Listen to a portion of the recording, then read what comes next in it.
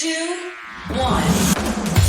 7 things you probably didn't know you need to know. I'm Jamie East, and this is the Smart 7. Good morning, everybody. It's Wednesday, the 20th of April, and it's World Banana Day. And a big happy birthday to Jessica Lange, George Takei, Andy Serkis, and Miranda Kerr. Tuesday saw another Boris Johnson apology in the House of Commons as the aftermath of the first fine for Partygate rolls on. On the 12th of April, I received a fixed penalty notice relating to an event in Downing Street on the 19th of June 2020. I paid the fine immediately and I offered the British people a full apology. And I take this opportunity on the first available sitting day to repeat my wholehearted apology to the House. He also denied misleading the House in his previous statements, but will now have to face a vote on Thursday to see if his behaviour should be referred to a parliamentary committee. Knowingly misleading Parliament is a resigning offence under government rules. However, barring a backbench rebellion, it's unlikely that the opposition will win the vote. Labour leader Keir Starmer was not holding back, though. What a joke. But the damage is already done. The public have made up their mind. Yes. They don't believe a word the Prime Minister says. Yes. They know what he is.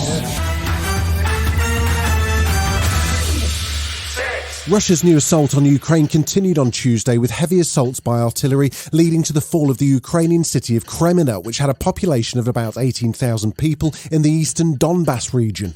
Time appears to be running out for Ukrainian troops in Mariupol as Russia's issued another deadline for surrender and the Ukrainian Marine commanders pleaded for extraction to a safe location on Facebook as they're outnumbered 10-1. Ukrainian President Zelensky continued to call for more heavy weaponry and more sanctions on Russia on a call with European leaders. He also addressed the nation and said that Russia was effectively demilitarizing itself with every missile they fire as sanctions mean they won't be able to refill their arsenal. The Russian army is not slowing down the use of missiles against Ukraine, although it should have realized it will be extremely difficult for it to restore the missile arsenal given even already imposed sanctions. There was some unexpected support too for Ukraine as US media commentator and former United States Navy veteran Malcolm Nance, who had been working in Ukraine, announced that he's in fact signed up with Ukraine's Foreign Legion. The more I saw of the war going on, the more I thought, I'm done talking. So about a month ago, I joined the International Legion here in Ukraine, and I am here to help this country fight what essentially is a war of extermination.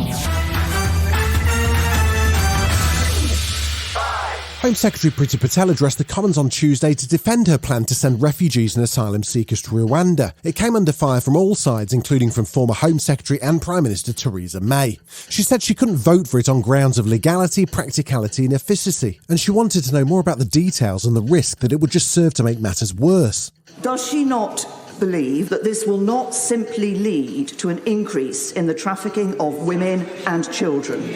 Priti Patel refused to clarify the criteria for the scheme, claiming it was too sensitive information to share with the House. The Right Honourable Lady will know very, very well that actually it's that type of criteria that is used by the smuggling gangs to then effectively exploit various loopholes in our existing laws. Labour's Shadow Home Secretary Yvette Cooper described the scheme as unworkable and unethical and says the Home Secretary hasn't been doing her job either. And there has been a total failure to crack down on criminal gangs that are at the heart of this problem. The prosecutions for human trafficking, for non-sexual exploitation are down from 59 in 2015 to just 2 in 2020. Just 2.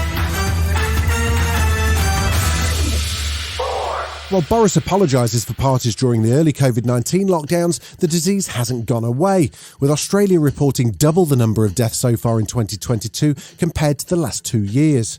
Now a new Omicron XE variant has emerged and the World Health Organisation's Dr. Maria von Kerkhove says it's definitely more transmissible. Based on an initial analysis of available sequences, there's a slight growth advantage, about a 10% increase in transmissibility, not 10 times, as has been reported by some. Just as the new variant emerged, a federal judge in the US overturned the CDC's mask mandate for travel, which led to this announcement mid-flight on a plane. The Biden administration announced that the Transportation Security Administration will no longer enforce the federal mandate requiring masks in all U.S. airports and on-board aircraft. Still to come on the Smart 7, Johnny Depp takes the stand and Camila Cabello's under the spotlight. Right after this. Welcome back. Man United faced Liverpool on Tuesday night without Cristiano Ronaldo as the striker mourns the death of his newborn son. Fans from both sides paid their respects 7 minutes into the game, and Liverpool manager Jurgen Klopp also had words of sympathy. All our thoughts from the moment on when we heard about it were with Cristiano and his family, and I cannot even imagine how it must be, and we really feel for him. On the pitch, Liverpool comfortably won 4-0, which puts them on top of the Premier League table for now at least. Man United's interim manager Ralf Rangnick had a pretty brutal assessment of where his team is at. They just showed what kind of caliber there are. Right now, we are not up for it. We are not good enough to get points in a game like against Liverpool. Johnny Depp and Amber Heard's defamation trial was back in session in Virginia on Tuesday. He's suing her over an article in the Washington Post where she described herself as a victim of domestic abuse, and she's counter-suing him, of course. He took to the stand for the first time on Tuesday to say he's never hit a woman and described his own upbringing and the abuse he suffered at the hands of his mother. She was quite violent and she was quite cruel. There was physical abuse, which could be in the form of an ashtray being flung at you, hit you in the head, or you'd get beat with a high-heel shoe or a telephone or whatever's handy. Now that the worst of the pandemic's passed, there's nowhere to hide anymore for poor innocent celebrities who are being swept into James Corden's Range Rover and forced to sing for their supper. His latest guest, possibly on her way home from Coachella, was Camila Cabello. And not only did she have to sing, somewhat weirdly, there was also a guy with a lie detector in the back seat. So James wanted to know all the details about Camila's romantic life since her breakup with Shawn Mendes. Since becoming single... I don't know why I said yes to that. Have you slid romantically into any DMs? I'll say... okay, I'll say no. I'll say no on a technicality. That's a lie. This has been The Smart 7. Wherever you're listening, do us a favour and hit the follow button. We'll be back tomorrow at 7 a.m. Have a great day. Written, produced and published by Daft Doris.